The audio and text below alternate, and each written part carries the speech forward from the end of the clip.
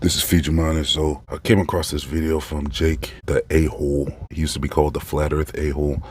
Now, he put this video out before the final experiment, and this is another one of those videos where the individual was claiming that he was expecting them to see a 24-hour sun before it even happened.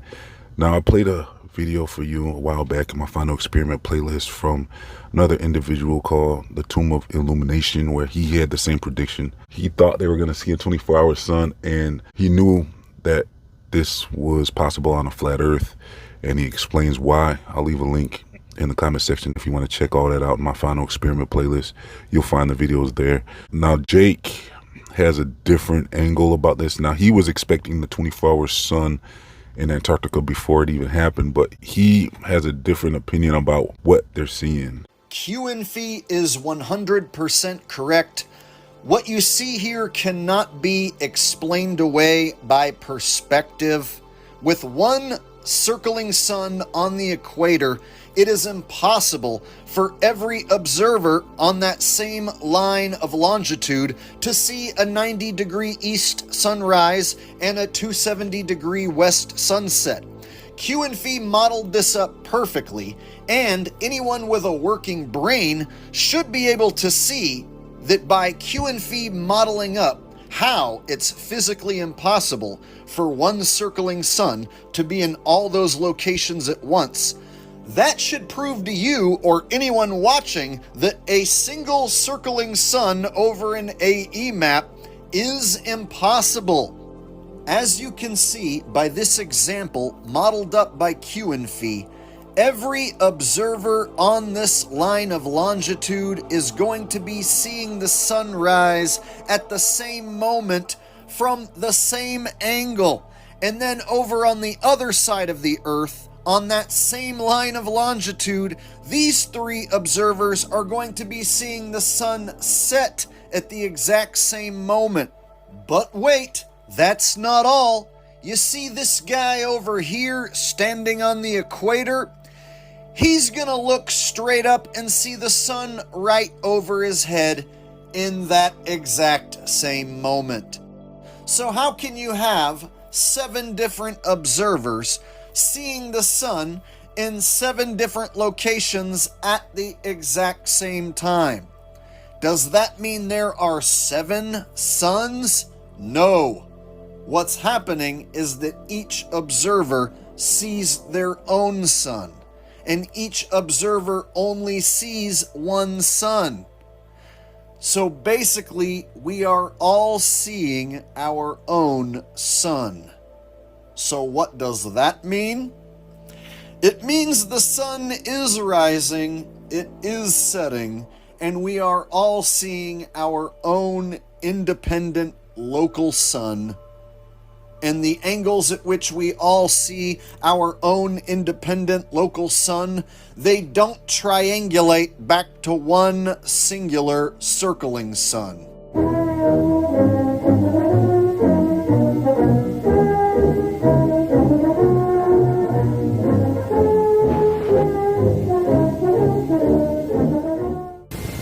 The apparent motion of the sun is not uniform.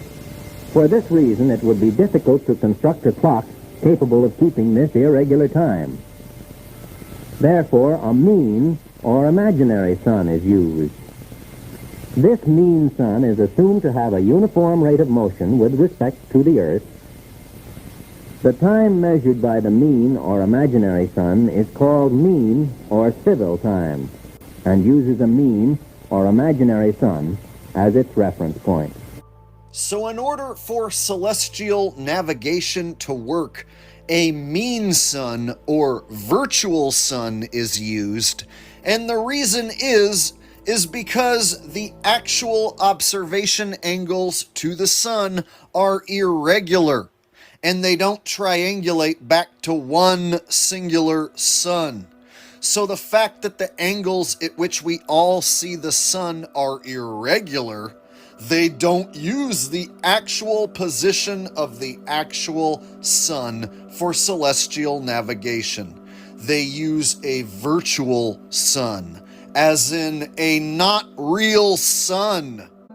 So what does all that mean? Well, that means we live in some sort of a hyper-realistic simulation of sorts, perhaps a virtual reality.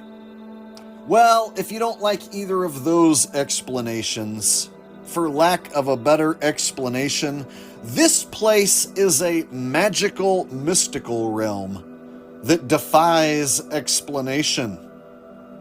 So the notion of one singular circling sun is impossible. And the fact that we are all seeing our own local sun rise and set is a reality.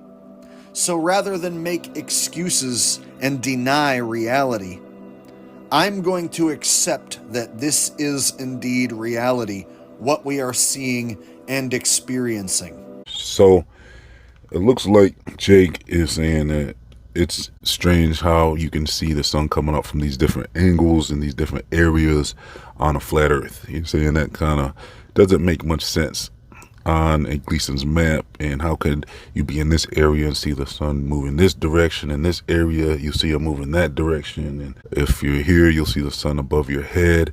It just doesn't make any sense. He's saying on a flat earth Gleason's, but you know, like I said, I explained how this can make sense, but it's interesting to see Jake's take on this, where he's saying it sounds like he's suggesting some type of simulation theory, maybe like we're living in some type of world that we just can't explain. I kind of have explored these options before as well, as far as if we're living in some type of simulation, or the way I describe it is more like, are we living in the mind of God? We could be living in a spiritual realm. You know, that's kind of where I'm getting at with when I say, are we living in the mind of God? It's almost like, are we living in God's dream, perhaps, or something like that, where if you dream and you're walking around, can you zoom out and take a picture of the place that you're in? And you couldn't, because you're in a dream world. You're in a realm. You're on the ground. You can see the ground.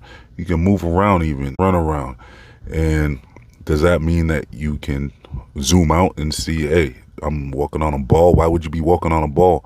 Might just be walking in the area that you're walking and seeing around your 360 personal experience of where you are at that given moment. And maybe the world is materializing just where you happen to be, or wherever any consciousness happens to be at any time. Like they said, if a tree falls in the forest, did it really happen type thing, you know? So I kind of have explored these options, and I find it pretty interesting for Jake to bring that up to where, okay, does that mean that the sun is literally there for each personal person? Like, are we seeing a personal observation when we're seeing the sun? Is it an apparent sun? Kind of like how when you see a rainbow, it's like, it's not really something where you can point to where is that rainbow.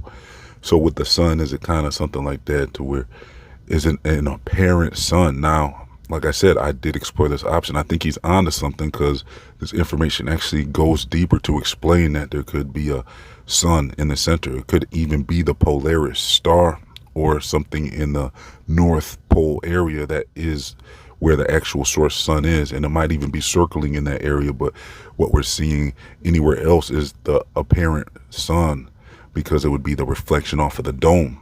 That was more of kind of the other information I was getting into. There's a lot of options to explore in my final experiment playlist. This final experiment playlist I'm putting together, that I've been putting together, is actually coming together quite well, and it's exploring all these different options. That's why I don't understand some people get so upset over exploring options. It's like, if you say something, or if you explore an idea, they'll say, no, the final experiment was faked and it wasn't real, and we don't have to spend any time thinking about it, you know? And it's like, hey, I'm just sitting here exploring all the different options and all the possibilities, because it was such an impactful experiment, you know? And it wasn't really an experiment. It was more of an observation, but for it to be an official scientific experiment, it would have had to have been conducted at least 3 times. So that's why I continue this push for flat earthers to go back down there and, you know, get another observation and then do it again at least 3 times for it to be an official scientific experiment. and then take all of your data and get all the recordings you can during those 3 times, and take different people each time and come back and let us know what you saw, because then there would be more of an official scientific experiment at that point. But I find this interesting with this personal observation theory of the sun, the imaginary sun. Even the scientists admit that there's something with the sun that you can almost consider an imaginary sun. Now you can predict where it's going to be and stuff, and because it's moving as a clock in the sky. So there's predictions that you can actually make and make it accurate predictions, but at the same time, is that sun really there? Because this video has scientists even calling the sun an imaginary sun, that they can actually prove that what we're seeing in the sky is not actually what you might think it is, and it might not be where you might think it is. So in a mirrored reflection, just think about something like that with the mirrored dome perhaps, and how we're seeing the sun in multiple places like Jake was showing us at the same time. Would it match up? Does this even make sense? And instead, are we each seeing our personal observation? Is the sun appearing to us on an individual basis, where you're going to see the sun from your angle and how you see it, but someone else will see it the way they see it? I don't know. So it's pretty interesting hypothesis about the sun, and if there is a source sun, or are we seeing an apparent sun in the sky, and how can these observations be all true at the same time?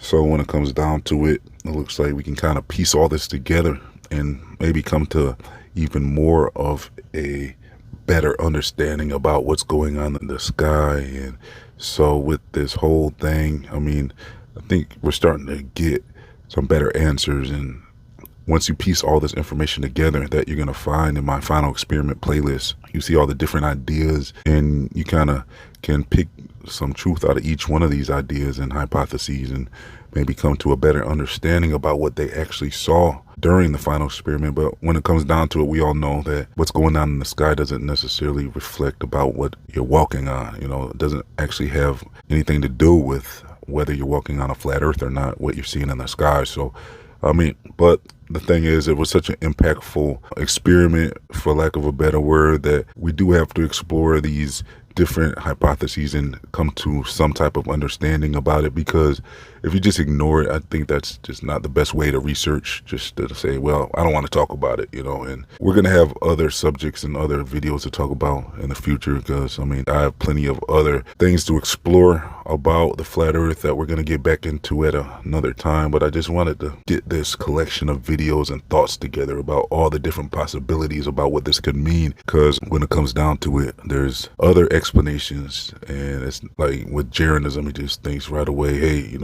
what I saw, I can't explain it. And I'm proving that you can explain this stuff. And Jake, actually, he was saying this stuff years ago, from what I understand. So from what I understand, he kind of understood there was something going on with the sun a while ago. He's saying that the things that you're able to prove that you can observe with the sun, it doesn't really, he's saying, match up with the Gleasons. So in my opinion, I think it does match up with the Gleasons. You just have to understand that there could be a source sun, and what we're seeing is the apparent sun. I think that would answer a lot of the questions that some of these people have. But Jake, from what I understand, is actually still a flat earther. He's still a flat earther. He's not letting this sun thing take him off of, and away from all of the proofs of a flat earth. And so this is what actually Witsit Gets It and others have concluded, is that this doesn't mean that you're living on a globe just because the sun is doing some things that you can't necessarily explain. But as I continue to dig into this subject, I'm actually able to explain what they are seeing in the sky with the sun. There's actually logical explanations, and you don't have to throw away the Gleason's map as far as I'm concerned, because in my explanations, it makes perfect sense when you use the apparent sun and the source sun idea with the mirrored reflection and stuff like that. So yeah, let me know your thoughts in the comment section about all of this. And so I'm going to leave some links for you if you want to do more research with me on this subject. And I'm also going to leave links to my other channels, my social media, my Feed Your Mind store, my free email newsletters, and much more. If you'd like to support this channel, please donate as little as $1 to help keep this channel online by becoming a YouTube member or a monthly patron. I also have a thank you button. So let's get over 500 likes on this video. Thanks for tuning in. This has been Feed Your Mind signing off.